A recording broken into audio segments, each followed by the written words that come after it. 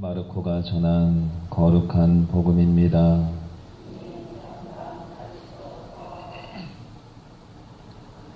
그때 예수님께서 호숫가에서 가르치기 시작하셨다.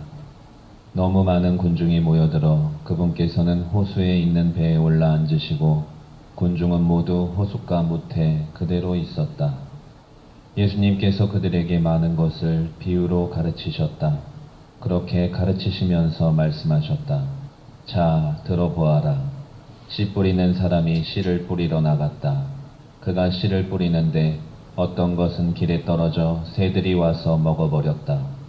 어떤 것은 흙이 많지 않은 돌밭에 떨어졌다. 흙이 깊지 않아 싹은 곧 돋아났지만 해가 솟아오르자 타고 말았다. 뿌리가 없어서 말라버린 것이다. 또 어떤 것은 가시덤불 속에 떨어졌는데 가시덤불이 자라면서 숨을 막아버려 열매를 맺지 못하였다. 그러나 어떤 것들은 좋은 땅에 떨어져 싹이 나고 자라서 열매를 맺었다. 그리하여 어떤 것은 30배, 어떤 것은 60배, 어떤 것은 100배의 열매를 맺었다. 예수님께서는 이어서 말씀하셨다. 들을 귀 있는 사람은 들어라. 예수님께서 혼자 계실 때 그분 둘레에 있던 이들이 12제자와 함께 와서 비유들의 뜻을 물었다. 예수님께서 그들에게 대답하셨다.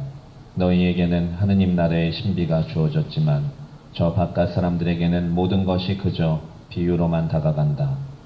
보고 또 보아도 알아보지 못하고 듣고 또 들어도 깨닫지 못하여 저들이 돌아와 용서받는 일이 없게 하려는 것이다. 예수님께서 또 그들에게 말씀하셨다. 너희는 이 비유를 알아듣지 못하겠느냐? 그러면서 어떻게 모든 비유를 깨달을 수 있겠느냐? 씨 뿌리는 사람은 실상 말씀을 뿌리는 것이다. 말씀이 길에 뿌려지는 것은 이러한 사람들을 두고 하는 말이다. 그들이 말씀을 들으면 곧바로 사탄이 와서 그들 안에 뿌려진 말씀을 앗아가 버린다. 그리고 말씀이 돌밭에 뿌려지는 것은 이러한 사람들이다. 그들은 말씀을 들으면 곧 기쁘게 받는다. 그러나 그들에게 뿌리가 없어서 오래가지 못한다. 그래서 말씀 때문에 환난이나 박해가 일어나면 곧 걸려 넘어지고 만다. 말씀이 가시덤불 속에 뿌려지는 것은 또 다른 사람들이다. 이들은 말씀을 듣기는 하지만 세상 걱정과 재물의 유혹과 그 밖에 여러 가지 욕심이 들어가 그 말씀에 숨을 막아버려 열매를 맺지 못한다. 그러나 말씀이 좋은 땅에 뿌려진 것은 이러한 사람들이다. 그들은 말씀을 듣고 받아들여 어떤 이는 30배, 어떤 이는 60배, 어떤 이는 100배의 열매를 맺는다.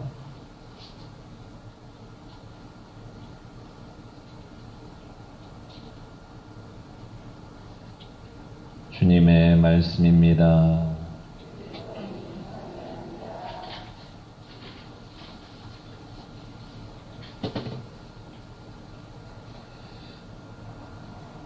친애하는 형제 자매 여러분 안녕하십니까? 반갑습니다. 1961년에 미국의 에드워드 로렌츠라는 한 기상학자가 컴퓨터로 기상을 모의 시험하던 중 초기 조건의 미세한 값이 나중에는 엄청나게 증폭이 되어서 판이한 결과를 나타내게 됩니다. 그런데 컴퓨터 화면에 나타난 기상계를 자세히 보니까 일정한 범위에 머무르면서 그 형태가 마치 나비 모양의 날개를 끊임없이 그려내고 있었습니다. 여기서 나비 효과라는 말이 처음 등장하게 됩니다. 그로부터 18년이 지난 제가 태어난 연도네요. 1979년도에 이 기상학자는 다음과 같은 긴 제목의 논문을 쓰게 됩니다. 그 제목은 이렇습니다. 잘 들어보십시오.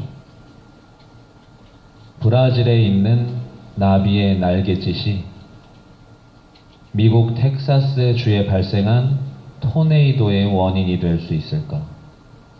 이것이 제목이었습니다. 즉 나비 효과란 나비의 날갯짓처럼 아주 작은 움직임이 나중에 폭풍우와도 같은 커다란 변화를 유발시키는 현상을 뜻하는 말이라고 볼 수 있습니다. 나비 효과라는 이 이론은 하느님을 믿고 따르는 그 여정에 있는 우리 신앙인들에게도 그대로 적용이 된다고 저는 생각합니다. 씨를 뿌리는 사람이 씨를 어디에 뿌릴까를 고민하면서 자신이 결정한 장소에 씨를 뿌리게 되는데요. 씨를 어디에 뿌리는지 지금 내가 하는 행동 하나하나가 아무것도 아닌 것처럼 대수롭지 않게 여겨지지만 그 행동이 나중에는 엄청난 영향으로 나와 다른 이들에게 다가올 수 있음을 우리는 깨달아야 합니다. 일이 벌어지고 나면 우리는 되게 후회를 합니다. 그러나 후회를 하는 그때는 늦습니다. 이미 물이 엎질러져 버렸기 때문입니다. 신앙생활 안에서 나의 생각과 말과 행위가 아주 작은 것이라 할지라도 생각을 할 때, 말을 할 때, 행위를 할 때 바로 그 순간 우리는 현명한 선택을 해야 합니다. 나의 생각 하나가, 나의 말 한마디가, 나의 행위 하나가 천치풍파를 일으킬 수도 있고 천치풍파를 잠잠케 할 수도 있기 때문입니다. 여러분, 이 세상이 평화롭지 못한 이유는 무엇일까요? 평화가 깨져버리면 국제적으로 나라끼리 다투며 전쟁이 일어나기도 합니다. 나라 간의 무력을 행사하며 서로 파괴하고 없애려는 모략과 공격은 도대체 왜 발생하는 것입니까? 곰곰이 잘 생각해보면 한 사람 한 사람의 사소한 작은 미움과 질투의 불씨가 나라 간의 전쟁이라는 큰 화재로 이어진 것임을 우리는 부인할 수 없습니다. 우리에게도 언제나 미움과 질투라는 유혹이 찾아옵니다. 그런데 이러한 유혹을 이겨내지 못하고 올바른 선택을 하지 못하면 나의 작은 미움과 질투에 따른 생각과 말과 행위가 나중에는 엄청난 일을 초래할 수도 있습니다. 내 영혼을 죽일 뿐만 아니라 다른 이들의 영혼 또한 파괴할 수도 있고 심지어 내가 살아가는 나라를, 심지어 이 세계를 뒤흔들고 멸망시키는 결과를 초래할 수도 있음을 우리는 간과해서는 안 됩니다. 반대로 생각해보면 이 세상을 평화롭게 만드는 일, 이 세상을 평화로운 세상으로 변화시키는 일 역시도 엄청난 혁명이나 대단한 사건이 아니라 우리의 작지만 올바른 생각과 말과 행위로부터 시작이 될 수 있음을 알게 됩니다. 앞으로의 계획을 지혜롭게 세우는 것도 중요하겠지만 그보다 더 중요한 것은 내가 무엇을 생각하고 내가 무엇을 말하고 내가 무엇을 행위로 옮기는지 나 자신이 선택하는 바로 지금 이 순간입니다. 미소하지만 나의 사랑스럽고 자비로운 생각과 말과 행위가 내 영혼에 함께 살아가는 이들에게 이 나라에 이 세상에 하느님의 큰 축복과 은혜를 불러오는 계기가 되기를 기도합니다.